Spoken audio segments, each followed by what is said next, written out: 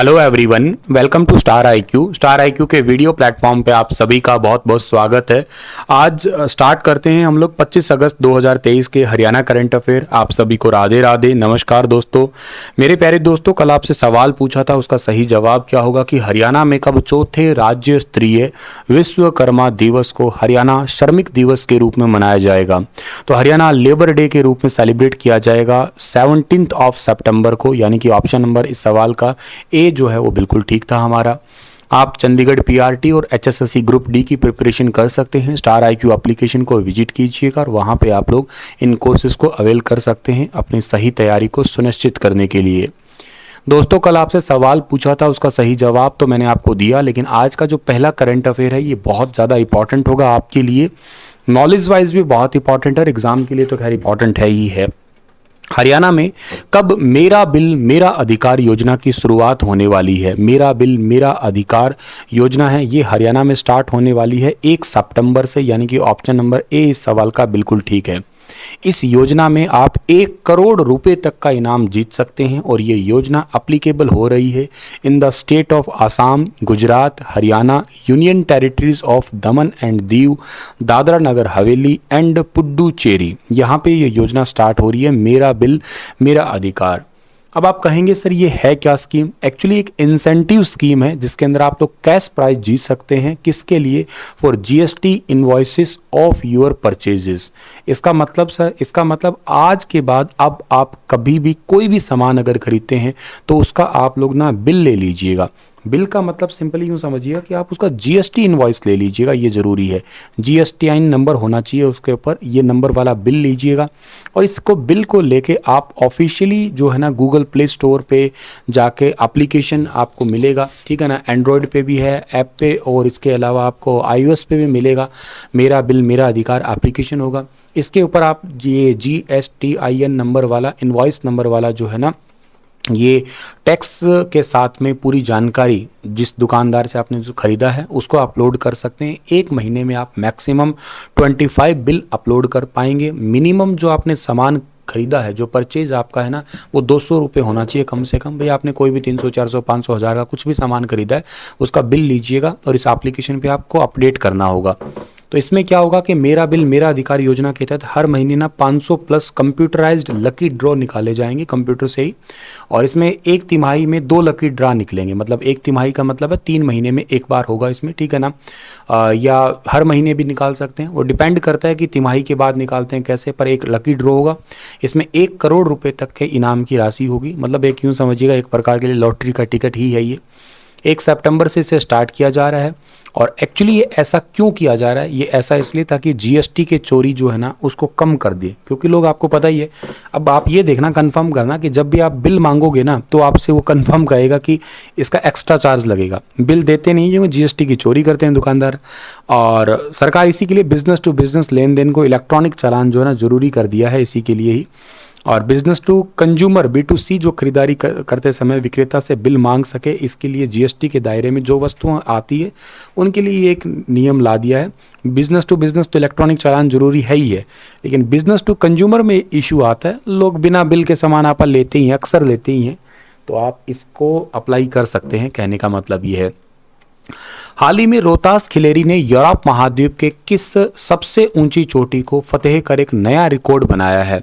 तो इस सवाल का जो ठीक आंसर रहेगा वो रहेगा माउंट एल्ब्रुस, यानी कि ऑप्शन नंबर बी इस सवाल का बिल्कुल ठीक है। माउंट एल्ब्रुस को समर और विंटर दोनों सीजन में रोहतास फतेह कर चुके हैं। 24 घंटे रुकने के रिकॉर्ड की करना चाहते थे बराबरी, खराब मौसम के चलते हुए जो है ना इस मिशन को इन्हें बीच में ही रोकना पड़ा। हरियाणा हिसार के आदमपुर गांव मलापुर के रहने वाले हैं रोहतास खिलेरी बिश्नोई, पूरा नाम है इनका। माउंट एल्ब्रुस को फतेह किया है। 2020 में यूरोप महाद्वीप की सबसे ऊंची चोटी माउंट एल्ब्रुस को विंटर सीजन में फतेह कर चुके हैं।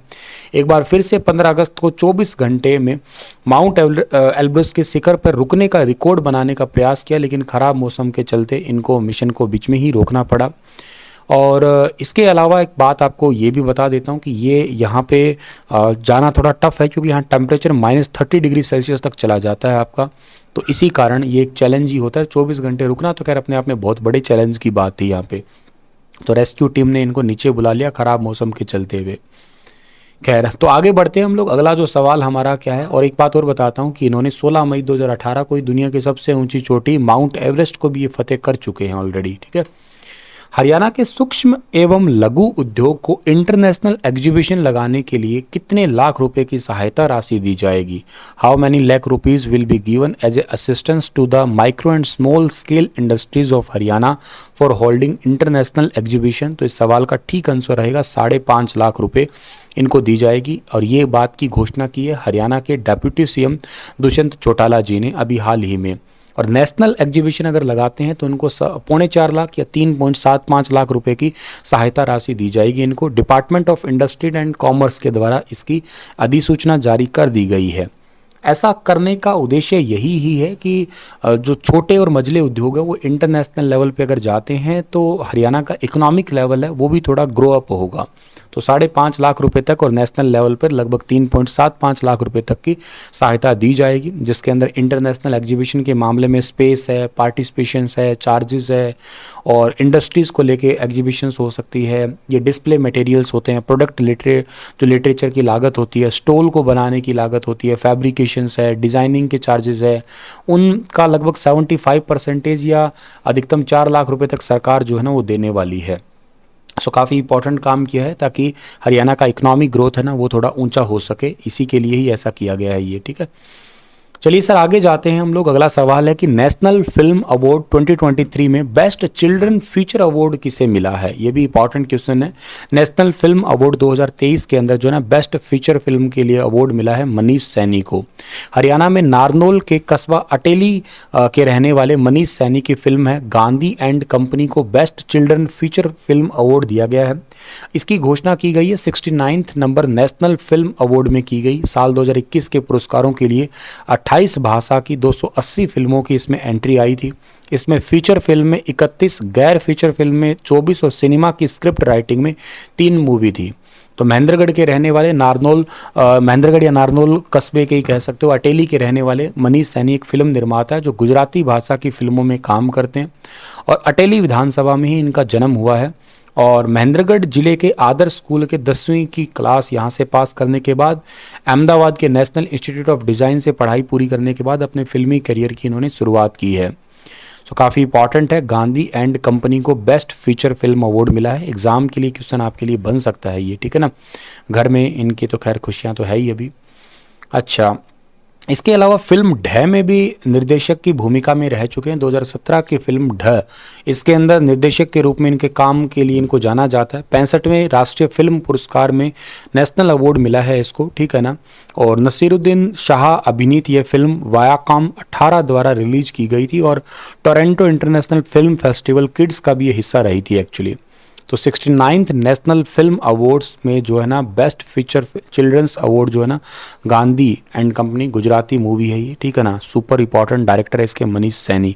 प्रोड्यूसर का नाम क्या है इसका? MD मीडिया क्रॉप, ठीक है।